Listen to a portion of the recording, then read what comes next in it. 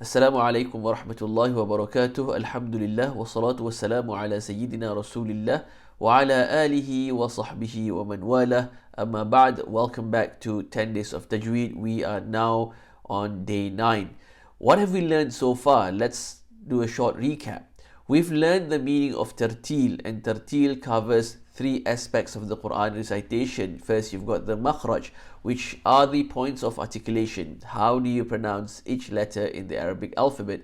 And then you've got tajweed, beautifying your recitation. And finally, you've got waqaf and ibtida, where to stop and how to restart your recitation. And in these 10 days, we are only focusing on the rules of tajweed, beautifying your recitation of the Quran. And when it comes to tajweed, we have learned the rules of mad. You've got mad asli, the foundational mad, and mad of the branches or the far'i. And in the branches of mad, you've got short, medium, and long mad. 2 haraka, 4 haraka, and 6 haraka mad. We've also explored wajibul ghunna, the nasal sound that you need to make when you see a noon or a meme with a shadda on top of it. And then we've learned the rules of noon sakin and tanween. And you know by now that there are two types of noon sakin and tanween. You've got the apparent and aligned, non-apparent and non-aligned. With the apparent and aligned, you always read it with idhar or clear. With the non-apparent or non-aligned, you either read it with idgham, a full merger, and it can either be with ghunna or without ghunna, ikhfa, half merger, or iqlab, a replacement. And we've also looked into the rules of mim sakin. Mim sakin, you have idhar for everything except for mim and ba. And then you've got idgham when a mim sakin meets a mim, and ikhfa when a mim sakin meets a ba. We've already learned that the branches of mad, or mad far'i as it is known in Arabic, you read it either short, medium or long. And with the short, apart from mad asli, you've got the double fatha meets an alif at the end of your recitation. If you're stopping at an ayah or in the middle of an ayah, and if you stop there, you see double fatha and an alif after it, it becomes a short mad. You read it with 2 haraka. For instance, iwaja instead of iwajan. If you stop there, it becomes iwaja, not iwaj, not iwajan, iwaja.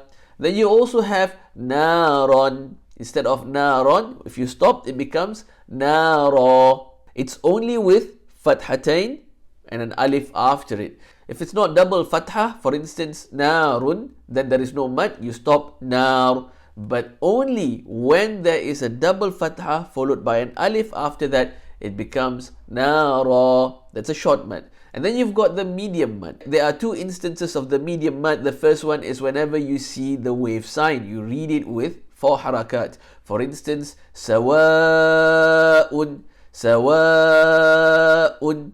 That is the medium mad. And another instance of the medium mad is when you have mad asli followed by another letter after it, and you choose to stop there. Ta'lamuna. If you continue, it becomes ta'lamuna. The mu is mad asli. But if you choose to stop there, it becomes ta'lamun, ta'lamun. It becomes a medium mad. Azimun, azimun. If you choose to stop, it becomes azim. It becomes a medium mad. And then you also have the long mad. The long mad is when you see the wave sign meeting a shadda after it. وَلَضَّالِّينَ. You read it with 6 harakat. وَلَضَّالِّينَ. Another example for the long mad, you have Tammatul Kubra. Today we're going to look into one rule of tajweed where it can be read short or medium. Now, so far we've looked into reading either short, medium or long. What we're going to learn today, you can read it short, you can read it medium. The rule is called a soft mad. In Arabic, it's called madleen. What are the letters of the soft mad? Waw and ya. Wait, hang on. Isn't that mad asli? Mad asli is alif, waw, ya. This is only waw and ya sakin. The letter before it is a fatha. So if it's mad asli, waw sakin before it has to be a dhamma. Ya sakin before it has to be a kasra. With mad leen or the soft mad, the letter before it has to be a fatha. So waw sakin, before it a fatha, ya sakin, before it is a fatha. And there is a letter after the waw and the ya, and you choose to stop there. If that sounds too complicated, I'll give you an example to make it clearer. Khawf, khawf. So you've got waw sakin, before it is a fatha, and there's a letter after that, and we are stopping there. Instead of khawf, it becomes khawf or khawf. You can read it either 2 or 4, short or medium. Ya sakin, preceded by a fatha, and there's a letter after that, and you choose to stop there. Quraish, Quraish. You can either read it Quraish or Quraish. Why is it called soft? Because it's not clear. It's not a, e, u. It's a. It's a blend. It's not a, e, u. It's a, ow. So it's a bit of a soft sound there. A blend between a fatha and the waw. A blend between a fatha and the ya. Another tajweed rule that we will be learning today is something that causes a lot of confusion among people. It is, how do we read hamza wasal, the alif that doesn't have any haraka on top of it. Now take a look at this example. How do you read this ayah? Now you see this alif here, and you've got that crooked sign on top of it. It looks like a sukoon, but it's not a sukoon. It looks like a dhamma, not a dhamma. Looks like a sad, but not a sad. That is called hamza wasal. So how do you read it? You've got 3 situations in most cases. The first one, if it's hamza wasal and the letter after it is a lam. If it's a lam after it, in most cases, you read the hamza wasal with a fatha. For instance, alladhina or alhamdu. Now, if the second letter is not a lam, then you look to the third letter. What is the haraka of the third letter? Is it a dhamma? If it's a dhamma, then the hamza wasal becomes a dhamma. Look at this example. You've got the hamza wasal as the first letter, the noon as the second letter, the dha as the third letter. And what is the harakah of the third letter of dha? It is dhamma. So the hamza wasal becomes dhamma, and you read this unzur, unzur. What if the third letter, the harakah, is not dhamma? So if it's not dhamma, it leaves you with fatha or kasra. So if the third letter is fatha or kasra, you read the hamza wasal with a kasra. Look at this example. Hamza wasal is the first letter, ta is the second letter, ba is the third letter. Ba is a kasra. So you read the hamza wasal with a kasra, ittabi'u, and you find this in Surah Yasin. Ittabi'u man la yas'alukum ajra. Okay, now what if it's a fatha? Look at this example.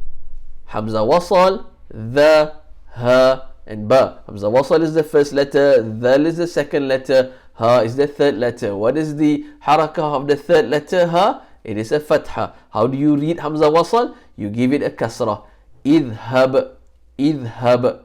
So there you have it. The 3 cases for hamza wasal. If the second letter is a lam, in most cases the hamza wasal will be read with a fatha. If the second letter is not a lam, then you look into the third letter.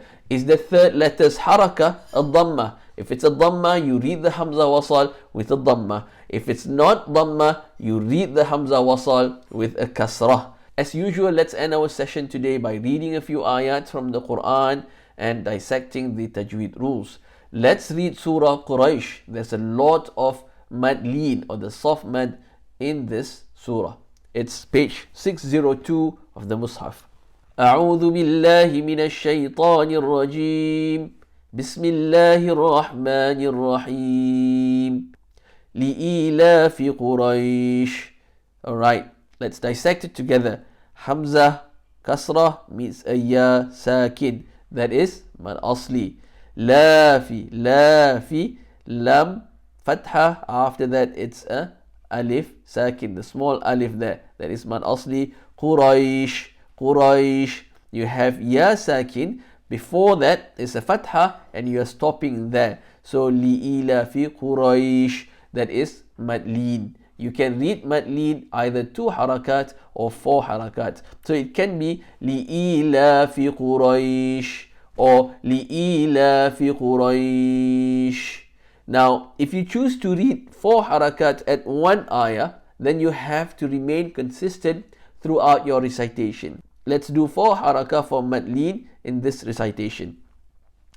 إيلافهم رحلة الشتاء والصيف. إيلا, you see the small ya there? That is mad asli. Ya sakin, before it is a kasrah. La fihim, la, you see the small mad asli.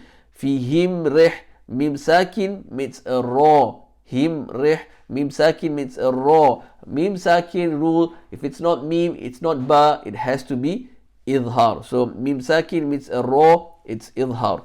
رحلة الشتاء, shita'i, you see the wave sign there? That is a medium mad. So you read it 4 harakat. والصيف, صيف. So صيف is ya sakin preceded by a fatha, and you're stopping there. That makes it the soft mad lead. So you read it والصيف. We're going to read it 4 harakat in this session. فَلْيَعْبُدُوا رَبَّ هَذَا الْبَيْتِ. Alright. فَلْيَعْبُدُوا, that is mad asli. رَبَّهَا, mad asli. ذَا الْبَيْتِ, ya sakin preceded by a fatha, and you're stopping there. That makes it mad lead. You can read it 2 or 4, but you have to remain consistent in one recitation. الذي أطعمهم من جوع وآمنهم من خوف. الذي, you see the wave sign there? That makes it a medium mad. You read it 4 harakat. أطعمهم من, أطعمهم من, mim sakin means a meme. Mim sakin means a meme, makes it idgham. It's a mim sakin rule. Min ju', nun sakin means a jim. Nun sakin, the nun sakin is not apparent. That makes it either merging, idgham, half merging, ikhfa, or replacement. Replacement is ba, so it's not a ba. You can't replace it, or iqlab.